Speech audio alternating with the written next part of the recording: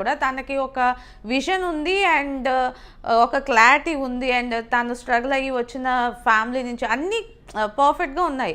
కానీ అతన్ని రిజెక్ట్ చేశారు. నాకు ఎందుకు రిజెక్ట్ చేశారు నాకు ఇప్పటికీ అర్థం కాలేదు. అట్లీస్ట్ నెక్స్ట్ స్టేజ్కి వెళ్ళే అవకాశం కూడా లేకుండా తినకి మేము రెడ్ ఆర్ గ్రీన్ ఇవ్వాలి అని అనుకోవట్లేదు, మేము జస్ట్ డిస్కస్ చేసుకొని చెప్తాము అన్నట్టు చెప్పారనమాట. వాళ్ళ మదర్కి సెల్యూట్ చేయడం అవన్నీ చేశారు. That and all okay. కానీ తిను ఒక డిజర్వింగ్ క్యాండిడేటే.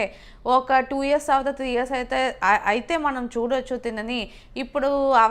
ఇప్పుడు కష్టం అన్నట్టు అన్నారు. నాకు అది ఎక్కడ కూడా రీజనబుల్గా అయితే అనిపించలేదు.